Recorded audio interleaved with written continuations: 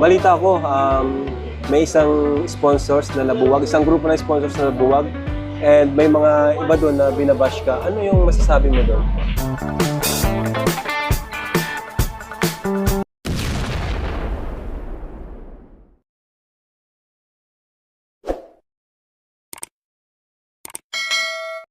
Good morning mga kalingap!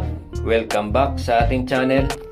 Huwag nating kalimutang suportahan kung saan nagmula ang Kalingap, Bal Santos Matubang, Kalingap Rab, Ate Edna Vlog para marami pa silang matulungan.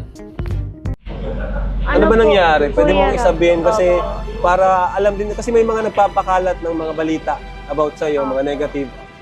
And pwede mong explain kung bakit, kung ano yung nangyari, bakit nawasak yung grupo na yon na nag-sponsor sa'yo. Ano po, sa totoo lang Kuya Rab, sobrang nasaktan po ako, na-depress po ako nung time na yun kasi po, alam mo yun, wala ka man ginagawang masama. Ang ginagawa ko lang po nun, pinopromote ko yung mga bagong page na lumalabas, pero pinopromote ko pa din po yung mga nauna na kasi bilang respect po. Tapos yung grupo na yun, tinuring nila akong anak, tawag sa kanila anak.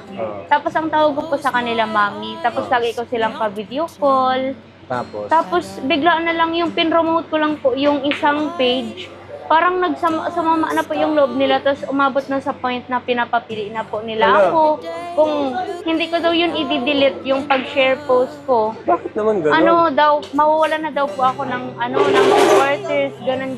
Tapos sabi ko, bakit man po mawawalan ako ng supporters? Wala man akong ginagawang masama. Oo. Tsaka nagiging fair ako. Kung pinopromote ko sila, pinopromote ko din po Saka yung ang pagtulong or pag-sponsor, wala yung inihingi na kapalit. Oo nga po. Kung legit yung pagtulong nila, huwag silang humingi ng kapalit. Opo, kaya ang sakit din sa akin nun, Kuya Rab, kasi ang dami kong nababasa na mukha daw akong pera, ganyan. Samantalang, kahit wala man silang pinapadala sa akin, yung loob ko sa kanila sobrang gaan, tapos sobrang naging close ko talaga sila.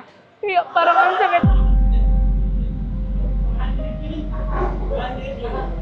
Ang sakit po dun sa part na na napalapit na sila sa akin. Tapos para dahil lang dun sa pag-promote, yun, winasak po nila yung binuo nilang group para sa amin ni Sir Dan. Tapos naging ko pa po sila, naging basher na mukha daw akong pera. Yun nga yung ganyan. may nababasa ako eh. Kaya Oo gusto nga ko rin po. linawin sa'yo. Kaya yun, ang sakit-sakit din po sa side. Ang pangit ng ganun, wag po tayong ganun, na kung tutulong tayo ay may hiningi tayong kapalit or nag-expect tayo ng kapalit, di ba? Saka, dapat nga tayong humakay Medit. Kasi, tawag dyan, mas pinili niyang maging loyal sa akin, kaysa sa mga sponsor. Di ba? Parang, ang ginawa niya, di siya nagpahawak sa sponsor, no? Di ka nagpahawak sa kanila. Opo. Mabigat pati po yung Mabigat. paratang nila na ganyan, mukhang pera daw ako, ganyan Actually, yung mga... hindi naman kasi kumbaga, di ko naman siya nakikitaan ng ganun na masabi natin mukhang pera. Di naman siya humihingi. Humihingi ka ba? Hindi. Hindi po, Hindi wala naman po siya akong humihingi. hiningi. Kasi yun yung ayaw din natin, no? Humingi tayo sa mga sponsors. Ang gusto natin, yung pusa silang bibigay, tatanggapin natin. Opo. Pero kung wala, tayo po ang tutulong sa kanila.